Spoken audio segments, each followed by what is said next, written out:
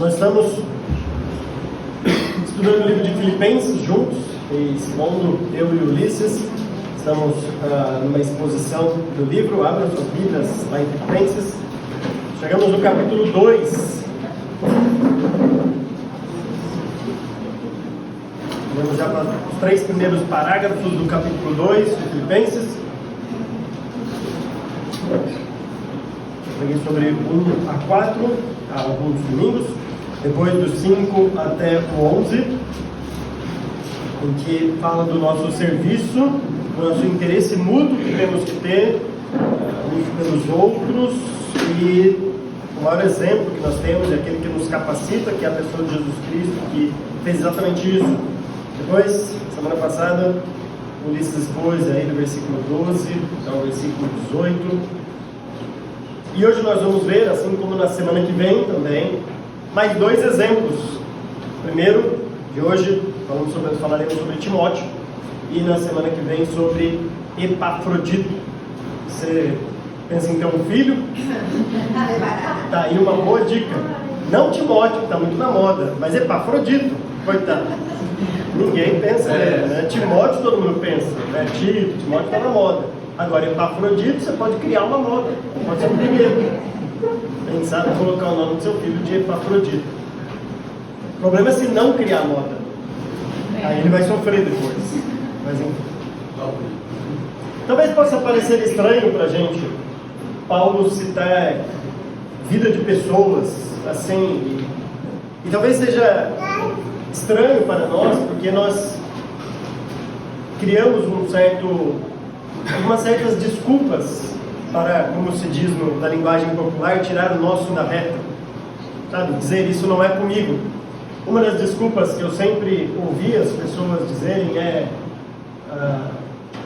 você tem que ir para a igreja e não olhar para ninguém, não olhar para as pessoas, se olhar simplesmente para Cristo. É claro que, em certo ponto, isso é verdade, obviamente, nós sabemos disso. Cristo é a nossa única referência perfeita, sem pecado, aquele que de fato não vai nos decepcionar, aquele que de fato nós podemos confiar plenamente, como foi o exemplo máximo aqui da carta aos Filipenses. Não é à toa que Paulo fala sobre esta atitude, esse sentimento, aquele fronel que nós vemos que houve em Cristo Jesus e do qual também nós devemos ser imitadores, temos essa mesma atitude. Por outro lado, o que eu vi já na minha caminhada cristã é que frases como essa parece que dão aquele aval para eu poder ser um cristão meia boca, e do tipo, você está reclamando da minha vida meio de pecado, é porque você não está olhando para Cristo, você está olhando muito para a minha vida. E talvez Paulo não concordaria muito com isso, uma vez que ele mesmo disse: sede meus imitadores, como eu também sou de Cristo. Paulo faz questão, obviamente, de não se colocar como o modelo por excelência. Ele mesmo diz que o modelo é Cristo, e só deviam imitá-lo porque ele buscava também imitar a Cristo. Mas veja que Paulo não faz isso. Não olhe muito para mim, né? não leve em consideração muito o que eu faço, não leve em consideração meus pecados, tudo, mas olhe para Cristo. Pelo contrário, Paulo fala: continue olhando para Cristo, mas à medida que vocês também olham para a minha vida. E talvez nós carecemos muito no cristianismo de pessoas que sejam exemplos. E Paulo vai tratar de mais 2 exemplos aqui. Essa mensagem de hoje ele vai falar sobre Timóteo, e a próxima mensagem ele vai falar de Epafrodito. Versículos 19 até o versículo 24, que é nosso estudo de hoje. Ele diz assim, vou ler todo um trecho para nós. Espero no Senhor Jesus enviar-lhes Timóteo brevemente, para que eu também me sinta animado quando receber notícias de vocês. Não tenho ninguém que, como ele, tenha interesse sincero pelo bem-estar de vocês, pois todos buscam seus próprios interesses e não os de Jesus Cristo. Mas vocês sabem que Timóteo foi aprovado porque serviu comigo no trabalho do Evangelho como um filho ao lado de seu pai. Portanto, é ele quem espero enviar, então logo me certifique da minha situação, confiando no Senhor, que em breve também poderei ir. A estrutura do texto é muito clara aqui. Paulo inicia o parágrafo e termina o parágrafo repetindo a palavra eu espero, eu desejo, eu tenho essa esperança de poder enviar Timóteo a vocês. E todo o restante ali, esse miolo do parágrafo, serve para mostrar o porquê ele confiava tanto assim em Timóteo. Quais são as qualidades que ele viu e quais foram as qualidades que o próprio Timóteo demonstrou na sua caminhada cristã, que fez com que Paulo pudesse ter tanta confiança e elogiar tanto um servo de Deus como ele faz aqui. Então, diante disso, nós vamos olhar tanto para a vida de Timóteo, para aquilo que ele nos ensina, baseado neste parágrafo, ou a partir deste parágrafo, e tentar entender como nós podemos ser exemplos e como entender uma passagem como essa sem sermos antropocêntricos, sem colocar o homem no centro do cristianismo, que são coisas diferentes. Uma coisa é buscarmos sermos exemplos, outra coisa é achar que o cristianismo é a respeito de nós mesmos, como seres humanos. Então este anseio de Paulo, logo no versículo 19, quando ele diz: espero no Senhor Jesus enviar-lhes Timóteo brevemente. Ele tinha um desejo muito grande de enviar rapidamente Timóteo. Agora, isso já mostra a primeira lição deste discípulo de Paulo, a disponibilidade que ele tinha para o serviço, para o ministério. Se Paulo desejava enviá-lo brevemente, embora Paulo não diga quando iria enviar, pressupõe-se que Timóteo tinha que ficar de sobreaviso. Sabe quando você passa no concurso, ou chamado para algum trabalho, e você tem que ficar de sobreaviso? Porque assim, ó, não vai tirar férias, não vai ficar 3 meses fora do país, porque a qualquer momento podem te chamar. Você não vai fazer uma coisa dessa. Você passou no concurso, ó, se chamar, ou você recebe um prêmio numa conferência e vai no banheiro bem na hora de receber o prêmio. Né, Ali? Perdeu ontem, né?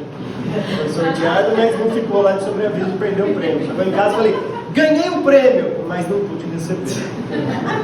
Tá bom.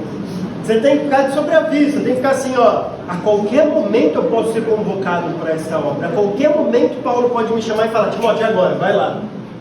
Sabe aquela pessoa que está assim, ó, a mala está pronta, né? Eu estou aqui prontinho, talvez demore uma semana, talvez demore um dia, talvez demore um mês, mas Timóteo estava pronto para ser enviado por Paulo. Agora imagina tudo que deveria rodear a agenda de Timóteo por causa dessa iminência de uma viagem até Filipos. Imagina, ele não podia fazer planos para muito longe, todo o plano de Timóteo tinha que estar rodeado nessa possibilidade de ser enviado a qualquer momento para lá. Timóteo tinha que ser alguém disponível para Paulo poder enviar. Não adianta nada Paulo dizer: ó, espero no Senhor brevemente enviar Timóteo assim que ele voltar das suas férias lá de 3 meses nas Ilhas Gregas, e foi fazer um cruzeiro lá. Assim que ele voltar, eu vou. Timóteo estava disponível, pronto para ser usado no ministério e ser enviado por Paulo. O desejo de Paulo, o texto continua, né, para que eu também me sinta animado quando receber notícias de vocês. Literalmente aqui, que tem uma alma elevada.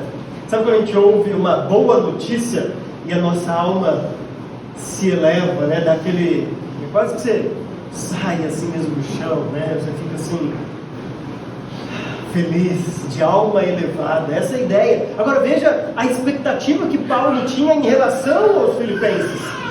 Paulo queria ouvir boas notícias deles. Isso mostra uma expectativa que ele tinha em relação aos seus leitores, como eu já disse em outras mensagens. E aliás, não só Paulo, mas o escritor de Hebreus e vários outros autores sempre demonstram essa expectativa elevada em relação ao cristão. O autor de Hebreus, quando fala todas aquelas advertências de pessoas que estavam abandonando a fé, de pessoas que estavam voltando para o judaísmo, aí ele fala assim: ó, mas eu sei que tem coisas elevadas a respeito de vocês, vocês são diferentes, vocês não podem seguir essas pessoas, eu sei, eu espero coisas diferentes de vocês. Paulo também tinha essa expectativa dos seus leitores aqui. Paulo sabia: ó, eu sei que eu vou ouvir boas notícias de vocês. Agora, como eu já disse aqui na mensagem, quando a gente ouve uma frase como essa, ao mesmo tempo que demonstra uma expectativa do apóstolo, também é uma forma de nos preparar, de preparar a igreja, de falar assim: ó, opa, então espera aí, vamos arrumar a casa, vamos deixar as coisas em ordem, porque quando o Timóteo vier, Paulo quer ouvir boas notícias. Veja que é uma forma de também dar aquela pressionada, né? Como você às vezes fala assim: ó, qualquer momento, nossa sogra pode vir aqui, minha sogra pode visitar, né? Ou minha mãe pode visitar, o pessoal, tá bom, vamos deixar as coisas em ordem. A não ser tinha um amigo meu que falava assim, nesse momento você tem que esvaziar a geladeira. E daí os pais abrem e falam, tadinho, meu filho, vou fazer uma compra para ele, vou ajudar ele.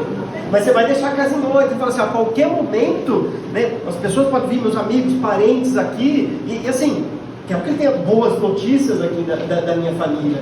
Então essa expectativa de Paulo de receber boas notícias da alma ser elevada a respeito do cristianismo, dos irmãos de Filipos, jogava neles uma certa responsabilidade. Assim, Paulo está com uma expectativa em relação a gente. Então, vamos colocar a casa em ordem aqui, para o Timóteo chegar e está tudo certo. Claro, não é fazer uma fachada como o cristianismo somente quando tem gente visitando, mas é justamente aproveitar situações como essa para arrumar aquilo que precisa ser arrumado. Veja, são coisas distintas. É a mesma coisa da ceia.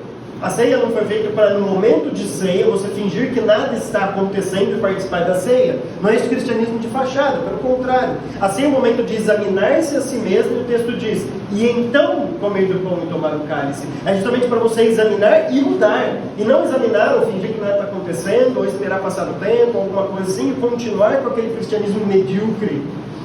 Não, é para você, ao receber os elementos, examinar a si mesmo. Você tem que mudar alguma coisa? Muda.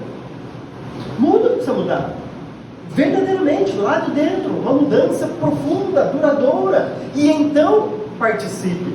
Então, esses momentos de Timóteo, a visita de Timóteo ali, o momento de ceia, são ferramentas que Deus nos deu para lembrarmos da responsabilidade que temos como igreja de viver um cristianismo sério, um cristianismo exemplar, como Paulo esperava aqui desses irmãos. Agora, Paulo vai começar a dar as qualificações, o currículo de Timóteo. Primeiro ele diz no versículo 20: não tenho ninguém que, como ele, tenha interesse sincero pelo bem-estar de vocês, pois todos buscam os seus próprios interesses e não os de Jesus Cristo. Não há como a gente ler esses dois versículos sem lembrar do que nós acabamos de ver há 3 mensagens lá no comecinho do capítulo 2, lembra? Você tem que considerar o outro superior a si mesmo, e fazendo isso você vai cuidar dos interesses do outro e não somente dos seus interesses. O que Paulo está dizendo, embora ele cite o exemplo de Cristo como o exemplo máximo disso que nós devemos seguir, mas ele praticamente está dizendo assim, Timóteo, alguém que está nesse caminho. Timóteo está no rumo certo. Não tem ninguém como ele. Ninguém que abre mão dos seus interesses em prol do interesse dos outros. Imagina, Paulo está dizendo isso. Paulo está dando um testemunho para o seu discípulo, falando assim, eu não encontrei ninguém que está disposto a buscar o interesse dos outros como este Timóteo. Agora, isso não era uma exclusividade da liderança. A gente sabe que Timóteo exercia um certo tipo de liderança ali no Novo Testamento, embora a Bíblia não chame nem de pastor, nem de presbítero, nem de diácono, mas ele serve ali como uma espécie de um braço pastoral, alguém autorizado, tanto ele quanto Tito, quanto Epáfras e outros ali. Mas isso não era exclusividade da liderança, não é assim, não, aqui a gente é o povão, a igreja, né, a gente tem que cuidar da nossa vida e Deus deu uma certa liderança aí pra gente, para a liderança cuidar da nossa vida e buscar os nossos interesses. Se a gente olha lá para 1 Coríntios capítulo 12, quando Paulo está falando ali da unidade na diversidade, o uso dos dons e tudo mais, ele fala assim no versículo 25, a fim de que não haja divisão no corpo, mas sim que todos os membros tenham igual cuidado uns pelos outros. Veja, o desejo de Paulo é que justamente uma igreja seja caracterizada por isso.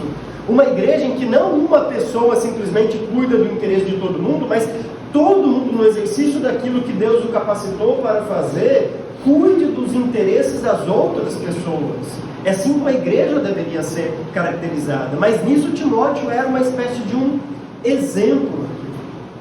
Paulo fala, não tem ninguém que, como ele, tenha um interesse sincero pelo bem-estar de vocês. Agora eu acho muito interessante essa comparação que ele faz no versículo 21. Pois todos buscam os seus próprios interesses e não os de Jesus Cristo. Veja o que Paulo está dizendo aqui. Paulo está fazendo assim, Timóteo busca os interesses dos outros, porque os outros buscam os interesses próprios e não os de Jesus Cristo. pela sequência das palavras, obviamente, buscar os interesses dos outros é buscar os interesses de Jesus Cristo. Perceberam isso no texto? Já ficou claro no texto? Paulo está dizendo, não tem ninguém como Timóteo que busca os interesses dos outros. Porque se a gente for analisar todo mundo aí, todo mundo só está interessado em buscar os seus próprios interesses. O que eu vou ganhar com isso? Onde eu vou levar vantagem? E não os interesses de Cristo. Ou seja, ele está usando como um paralelo, sinônimo, buscar o interesse do outro significa buscar os interesses de Cristo Jesus. Eu sirvo ao outro e com isso eu estou servindo a Cristo enquanto eu sirvo as outras pessoas. Para a gente pensar sinceramente, Deus não precisa ser servido por nós. Quem somos nós para servir a Deus? Deus não necessita disso. Deus não é servido por mãos humanas, como a própria Escritura diz. Deus não precisa do nosso serviço. Deus não precisa de nada. Nada do que você tem, do seu dinheiro, nada do seu tempo, nada. Deus não precisa dessas coisas. Por outro lado, Jesus mesmo disse que no julgamento final, Jesus vai chegar e vai dizer assim, ó, vocês, quando me viram ter sede, me deram de beber. Né? Quando viram com frio, me deram roupa. Quando me viram cansado, me deram, enfim, parafraseando. As pessoas falam assim, mas quando? Vimos o Senhor com sede, cansado, com frio. Jesus fala, quando vocês fizeram isso a um desses meus pequeninos. Perceba que o próprio Jesus diz, servir uns aos outros é me servir. E é justamente assim que nós servimos a Deus. Como eu invisto em missões, é investir no reino de Deus. É quando eu propago o Evangelho, quando eu oferto para missionários, seja, quando eu faço isso com os meus irmãos, é quando eu faço isso nesse âmbito aqui, que eu estou servindo a Deus. Mas é sempre um serviço que eu faço pelo outro. E servir o outro é um sinônimo de servir a Jesus Cristo. Então Paulo está mostrando que Timóteo é alguém que tinha as prioridades corretas, ele servia a Cristo, e ele servia a Cristo servindo as outras pessoas. Agora, uma outra curiosidade desse texto aqui é que a mesma palavra que Paulo vai usar aqui para Timóteo, é essa questão de buscar o seu interesse, né, de ir atrás do seu interesse, é a mesma palavra, o mesmo tema, a mesma expressão que vai aparecer no capítulo 4 de Filipenses. Nós vamos ver isso mais para frente. Quando Paulo vai tratar de ansiedade, lembra? Aquele texto famoso. E é a mesma expressão que Cristo usou lá em Mateus capítulo 6, quando ele também trata de ansiedade, né? Buscar os interesses, buscar aquilo que nós precisamos, o que comer, o que vestir, o que vai ser da minha vida, será que eu vou ter vida amanhã ou não? Será que eu vou pegar uma doença? Será que eu vou ter trabalho? Será que eu vou ter o que comer? Será que eu vou ter... Perceba que a busca a preocupação com os seus próprios interesses vai te conduzir à ansiedade. Agora, a busca pelos interesses dos outros vai te conduzir a um serviço a Cristo, a uma satisfação. E parece que quanto mais a gente se preocupa com o outro, menos a gente se preocupa com a gente mesmo. A nossa preocupação não é se eu vou ter comida amanhã, a minha preocupação é se o outro vai ter comida amanhã. A minha preocupação não é se eu vou ter um trabalho amanhã, a minha preocupação deve ser se o outro vai ter um trabalho amanhã. Veja, e quando eu faço isso, eu começo a entender que o cristianismo não é sobre mim, não gira em torno do meu estômago, não gira em torno da minha barriga, e por isso tem tanta gente ansiosa aí, mesmo cristão, por achar que tudo gira em torno dele. O que vai ser da vida dele amanhã? O que vai ser da vida dele pertence a Deus. E só Deus pode controlar o futuro, e mais ninguém controla o futuro. O que nós podemos fazer é ficar preocupado com os outros. Quais são as necessidades dos outros? Isso nós devemos fazer. Então parece que tanto Jesus ali em Mateus 6 e Paulo em Filipenses capítulo 4 vai mostrar que essas duas coisas são antagônicas. Se você ficar se preocupando muito com as suas coisas, com as suas necessidades, e claro, nós temos necessidades e nós temos que trabalhar, nós temos que fazer tudo isso, obviamente a gente não vai ser totalmente negligente com essas coisas, mas uma coisa é ser responsável diante disso, outra coisa é ficar extremamente preocupado, como se nós pudéssemos controlar alguma coisa. Além da oração, que Paulo vai falar em Filipenses capítulo 4, um bom exercício é começar a nos preocuparmos com aquilo que é do outro, e não só com aquilo que é nosso próprio, que é muito fácil fazer. Então Timóteo era esse tipo de pessoa. Paulo fala, não tem ninguém que como ele tenha interesse sincero pelo bem-estar de vocês, pois todos buscam seus próprios interesses e não o de Jesus Cristo. Como que nós podemos ser caracterizados por Paulo diante disso? Talvez Paulo mandasse Timóteo para passar um tempinho com a gente aqui como igreja, visitar a igreja bíblica dos irmãos, ter um tempinho aí conosco. Como que Paulo seria o testemunho que Timóteo ia levar de nós lá para Paulo? Aquela igreja lá, cada um cuida só do seu interesse. Cada um está defendendo o que é seu, cada um quer a última bolacha, porque se acha a última bolacha do pacote, né? Quando a gente se acha que é muito importante, a gente vai achar que a gente merece as coisas, que as coisas vão ser sobre a gente, ou não. O pessoal está preocupado em servir a Jesus Cristo, servindo uns aos outros.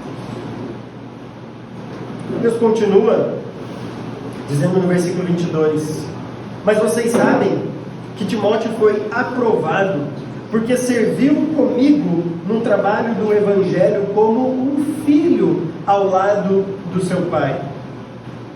Mais uma vez, Paulo então vai mostrar para eles que vocês sabem, vocês conhecem de como Timóteo é aprovado no ministério. Primeiramente, quando Paulo diz vocês conhecem, vocês sabem, lembra que eu já disse várias vezes aqui, para aqueles que me ouvem a pregar há algum tempo, que existem várias palavras conhecer no grego. Tanto conhecimento cognitivo, mas de conhecimento relacional, conhecimento vivencial. E é justamente essa palavra que Paulo usa aqui. Paulo não está dizendo assim, vocês tiveram informações de que Timóteo é um bom crente. Paulo está falando isso. Paulo falou assim, vocês puderam presenciar mesmo. Lembra que, antes de iniciar essa série em Filipenses, nós falamos sobre Atos 16. A fundação da igreja ali. E lembra quem estava ali? Paulo, Lucas, Timóteo e Silas. A comitiva estava lá. E Paulo falou assim, vocês tiveram a oportunidade de presenciar isso, do testemunho mesmo dele. Não é algo simplesmente que alguém falou a respeito dele. Vocês conheceram isso. Vocês tiveram a oportunidade de passar um tempo com Timóteo. Provavelmente quando Paulo e Silas estavam presos ali, o texto não diz que Lucas e Timóteo também estavam presos. Quem ficou cuidando da igreja enquanto eles estavam presos? Quem ficou talvez ali consolando aqueles recém-convertidos? Quem ficou ali exortando o povo, pastoreando o povo? Foi justamente Lucas e Timóteo. Porque Paulo e Silas estavam presos. Metade da comitiva foi presa, a outra metade ficou ali com os irmãos da casa de Lídia. E ele falou, vocês conhecem, vocês provaram realmente a fidelidade dele, vocês viram como ele é como um cristão. O cristianismo foi construído por Deus, edificado, a igreja foi edificada justamente para termos este relacionamento de discipulado. Esse relacionamento de não só saber informações, mas de conviver uns com os outros, de estarmos juntos uns com os outros. Não é só saber a respeito de alguém, mas é caminhar com alguém, é conviver com alguém. Veja, Jesus podia ter chegado e iniciado ali um seminário, umas aulas, um curso, e dizer, eu vou das 2 da tarde às 4 da tarde, todo dia vocês me encontram ali debaixo de uma figueira, eu vou dar algumas aulas para vocês de como ser cristão. Ele não fez isso. Ele chamou 12 pessoas para andarem com ele, para deixar tudo e de fato caminhar com ele. E aí, enquanto ele dormia, eles estavam lá dormindo. Às vezes, enquanto ele estava orando, eles também continuavam dormindo, né? Mas quando ele estava comendo, eles estavam comendo com os discípulos. Quando ele estava curando, eles estavam juntos. Perceba que esta caminhada, esta convivência, não simplesmente para passar informações, mas também para juntos aprendermos e caminharmos e aprendermos com essa convivência. Talvez a gente tenha um grande problema hoje no cristianismo, não só no cristianismo, né? Toda a sociedade é essa vida diante das telas, é a vida diante da rede social, é quando a gente sabe o que todo mundo pensa. Pastor não sei aonde falou isso, o teólogo falou isso daqui, mas a gente não sabe o que está passando com os nossos irmãos, a gente não sabe o que o outro pensa aqui. A gente não está preocupado com este discipulado, este relacionamento, porque é muito fácil eu abrir ali e ver a opinião de alguém. Às vezes eu faço a pergunta ali para alguém, é pecado eu fazer isso e tudo mais, porque eu não tenho um relacionamento. Quando eu quiser eu desligo e acabou. Agora procure se relacionar com alguém aqui da igreja, vê se você consegue fugir da pessoa. Você não consegue, dá para fugir, tá? Nós vamos atrás disso. Não sei se você já passou por isso. Eu já passei por isso. E são situações difíceis, mas necessárias. Às vezes você está sendo discipulado por alguém. Eu lembro desse caso que eu estava aí, às vezes a gente jovem, faz umas bobeiras na vida. Eu chegava na igreja, a pessoa estava lá. Tem como fugir. Na rede social tem, você desliga, fica sem seguir a pessoa por 2 semanas, volta, a pessoa nem conhece a sua vida. E tem muita gente, muito cristão, baseando o seu cristianismo simplesmente em redes sociais. Ele é pastoreado por alguém que está lá em outro país, ou em outro estado, ou assim. Então ele ouve pregações, ouve conselhos, responde pergunta, mas quando ele não quer, ele desliga. Dentro de casa, não, ainda ele tem. Procura um relacionamento discipulado para você. Procura caminhar com alguém realmente. Procura criar essa vivência. Você faz alguma coisa, alguma bobeira na vida, faz algumas coisas, você vem na igreja, a pessoa está aqui. Não dá para desligar. A pessoa liga e fala assim, vamos sair hoje? Não dá para desligar. Não tem isso, é muito mais difícil fazer isso. Mas é justamente esse tipo de relacionamento que devemos ter no cristianismo. Veja, Paulo falou assim, Timóteo vai escrever umas cartas aí para você. Aliás, nem Paulo fazia isso. Nem Paulo escrevia cartas sem antes conhecer a igreja. Quando ele escrevia a carta, porque ele queria conhecer a igreja também, ou já tinha passado por lá um tempo e queria voltar ali, como ele mesmo vai dizer no final aqui, né? Ele vai falar lá no finalzinho, confiando no Senhor que em breve eu poderei ir aí também. Veja, as cartas que Paulo escrevia não substituíam a sua presença, a sua convivência ali com os irmãos. Isso é cristianismo, é este conhecimento de relacionamento que devemos ter uns com os outros. Então eles sabiam, de fato, que Timóteo foi aprovado porque serviu comigo no trabalho do Evangelho. Literalmente, ele foi um escravo com Paulo no trabalho do Evangelho. E aí eu gosto dessa expressão, como um filho ao lado de seu pai. A gente perdeu um pouco isso na nossa cultura. Mas se você já foi para alguns lugares mais bem interior do Brasil, você vai encontrar o pessoal que ainda trabalha na roça, sabe, o pessoal que ainda planta e tudo mais. E às vezes você encontra, como eu já encontrei, um menino de 10 anos já dirigindo trator. Rapaz, aí é o pai corajoso mesmo. É um menino de 10 anos já fazendo trabalho e tudo mais. E fala assim, como que aprendeu aquilo ali? Você já pensou uma criança aprendendo o trabalho? O que ele precisa para aprender aquilo? Essa expressão como um filho ao lado do seu pai, pensa que você tentando ensinar alguma coisa para o seu filho, quem tem filho pequeno. Geralmente você vai ensinar para um filho, primeiro tudo precisa ter humildade para parar para ouvir. Porque toda vez que eu vou ensinar uma coisa para minhas filhas, né, são as 2 mais velhas, que elas começam a ajudar, assim, até o Matias, e elas acham que já sabem e vão fazer, dá errado. Sempre assim. Não, peraí. Deu errado. Não parou para ouvir, tem que ter que você não sabe ainda. Se você não sabe, você vai precisar aprender. Paulo está dizendo assim, Timóteo foi como um filho ao lado do pai. Ele reconheceu que não sabia, precisava aprender. Teve essa humildade de entender que Paulo iria discipulado, que ele de fato precisava aprender as coisas do cristianismo, ele não nasceu sabendo, alguém precisava ensinar, alguém precisava passar isso para ele. Essa humildade que um filho deve ter quando vai aprender as coisas com o pai.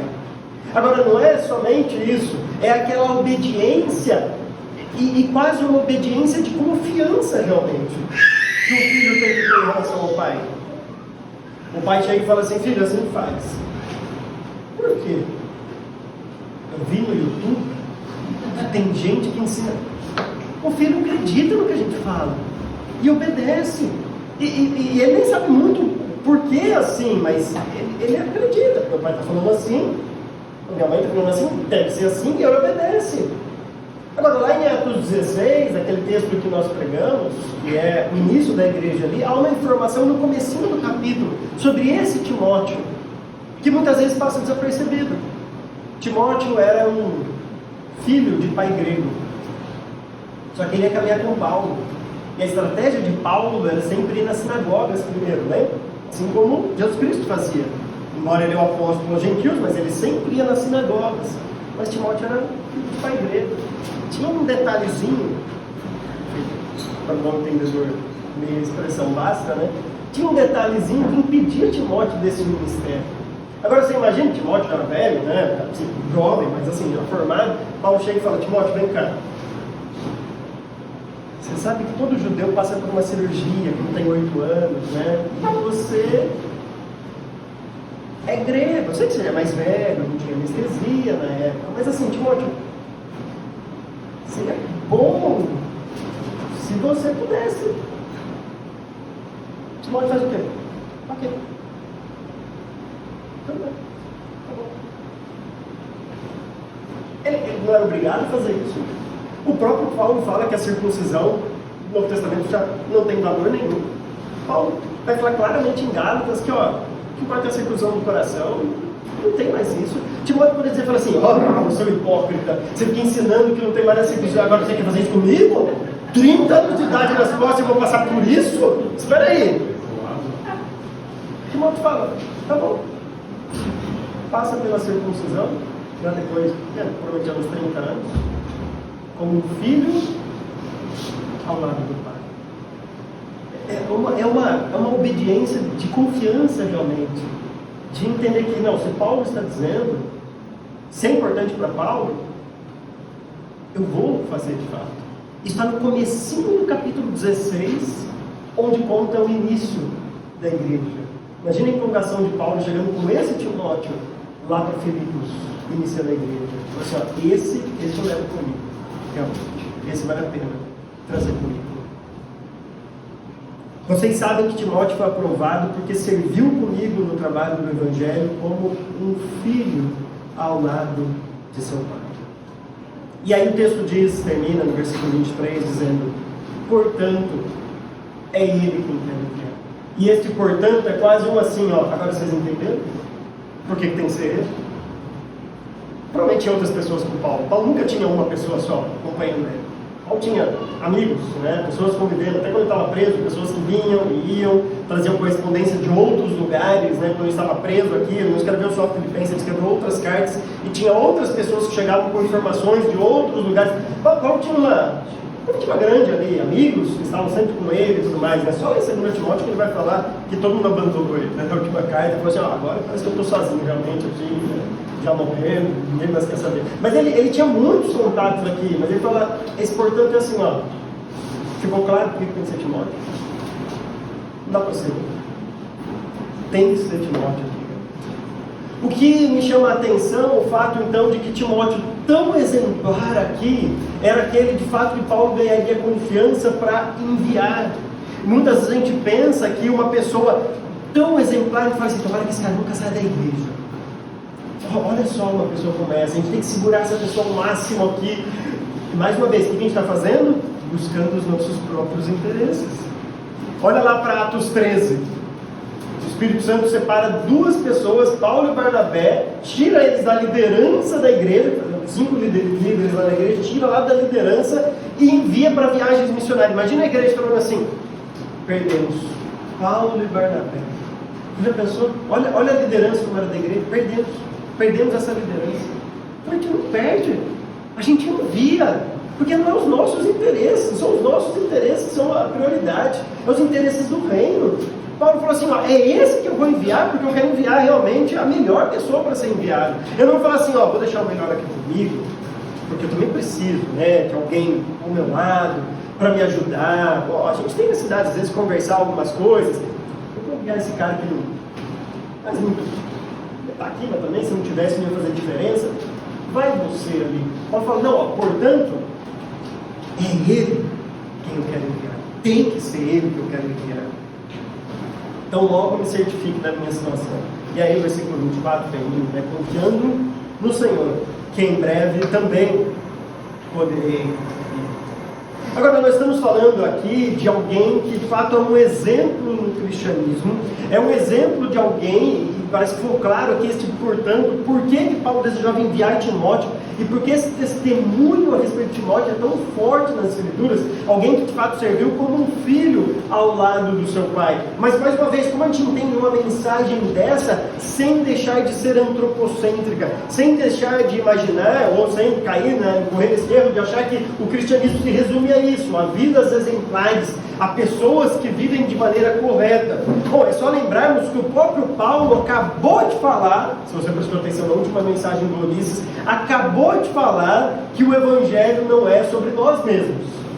Quando Paulo disse, no versículo 13, pois é Deus quem efetua em vocês tanto querer quanto realizar, de acordo com a boa vontade dele. Então esta frase, esse parágrafo todo sobre Timóteo, o que vem depois sobre Epafrodito, não pode ser entendido de maneira isolada, como se Paulo estivesse somente colocando os homens num pedestal e dizendo, pronto, o cristianismo se resume a isso. Pelo contrário, Paulo acabou de dar o testemunho que é Deus que coloca em nós o desejo de realizar algo e a própria capacidade de realizar algo. E dentro desta máxima agora ele está mostrando um exemplo disso. Paulo não está dizendo, está vendo como Timóteo é bom? Olha como Timóteo é um cara fantástico. Paulo está dizendo, está vendo como Deus é poderoso? Olha o que ele pode fazer por alguém. Percebe a diferença? Paulo não está dizendo, Timóteo é um cara perfeito. Não, o que Paulo está dizendo é assim, ó, olha o que Deus faz com alguém, na vida de alguém e por meio da vida de alguém, quando essa pessoa se coloca aos pés de Deus. Esse parágrafo não é para exaltar Timóteo, esse parágrafo é para exaltar aquilo que Deus fez e pode fazer por meio de Timóteo. É aquele que coloca em nós tanto querer quanto realizar. Você quis estar aqui na igreja hoje? Amém por isso. Você precisa querer a igreja. Precisa querer estar na igreja. Aprender e ter comunhão com os irmãos. Mas não foi você que quis estar aqui. Sim, foi você que quis. Mas Deus coloca no nosso coração o querer e o realizar. Você precisa querer. Você precisa querer. Sim, a gente precisa disso. Mas nunca é sobre nós. É sobre o que Deus pode fazer em nossas vidas. Irmãos, nós carecemos de exemplos no cristianismo.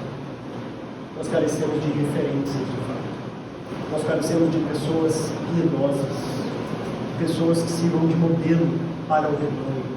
Mas nós não precisamos de pessoas que sejam modelos porque se acham boas demais, porque se acham que têm a última palavra sobre todas as coisas. Nós precisamos de pessoas que sejam referência daquilo que Deus pode fazer na vida de uma pessoa, quando essa pessoa se coloca nas mãos de Deus. Eu espero que eu e você sejamos encontrados nessa situação, no nosso Salvador. Amém? Que Deus ajude.